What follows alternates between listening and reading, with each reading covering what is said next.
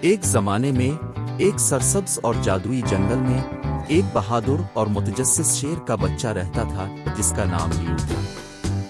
لیو کسی دوسرے شیر کے بچے کے برعکس تھا۔ اس کی کھال ایک چمکتا ہوا سونا تھا اور اس کی آنکھیں ایک مہم جوئی کی چمک سے چمک رہی تھیں۔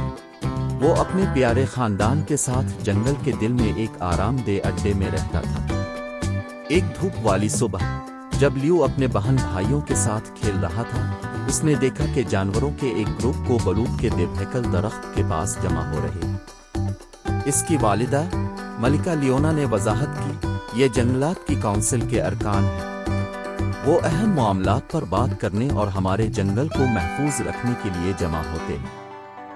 لیو متجسس تھا، وہ بھی کسی اہم کام کا حصہ بننا چاہتا تھا۔ ماں کی آشیرواد سے وہ جمع جانوروں کے پاس پہنچا۔ وہاں اس کی ملاقات ونسٹن عقلمند بوڑھے الو، بینی دی بومبنگ ریچ اور للی خوبصورت ہرن سے ہوئی۔ کونسل کے رہنما ونسٹن نے لیو کو دیکھا اور کہا، چھوٹا، تم جیسے نوجوان شیر کو ہماری میٹنگ میں کیا لایا ہے؟ لیو نے اپنا چھوٹا سا سینہ نکال کر جواب دیا، میں اب کی طرح اپنے جنگل اور اس کے جانوروں کی حفاظت میں مدد کرنا چاہتا ہوں۔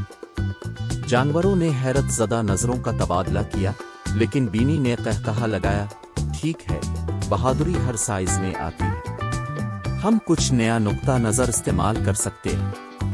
اس دن سے لیو کونسل کے ہر اجلاس میں شریک ہوا، جنگل کے نازک توازن اور اس کے بہت سے باشندوں کے بارے میں سیکھا۔ اس نے اپنی طاقت اور چستی کو بڑھانے کے لیے بینی کے ساتھ تربیت بھی کی۔ ایک دن پریشان کن خبر آئی، ایک زبردست طوفان جنگل کے قریب آ رہا تھا اور جانوروں کو پناہ تلاش کرنے کی ضرورت تھی۔ لیو کو ایک خیال آیا، وہ جنگل کے اندر ایک چھپی ہوئی غار کے بارے میں جانتا تھا جو ان سب کو محفوظ رکھ سکتا تھا۔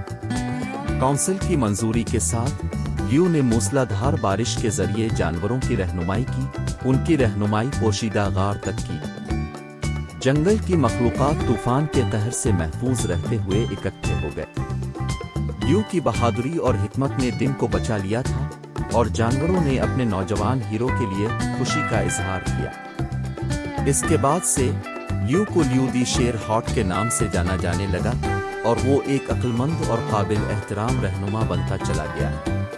جیسے جیسے سال گزرتے گئے، جنگل پروان چڑھتا گیا اور لیو نے سیکھا کہ ہمت اور عزم کسی کو بھی، چاہے وہ کتنا ہی چھوٹا کیوں نہ ہو، اپنے طور پر ہیرو بنا سکتا ہے۔ اور اس طرح جادوئی جنگل کے دل میں لیو دی شیر ہارٹ اور اس کے جنگل کے دوست خوشی سے رہتے تھے، محبت اور بہادری کے ساتھ اپنے گھر اور ایک دوسرے کی حفاظت کرتے تھے۔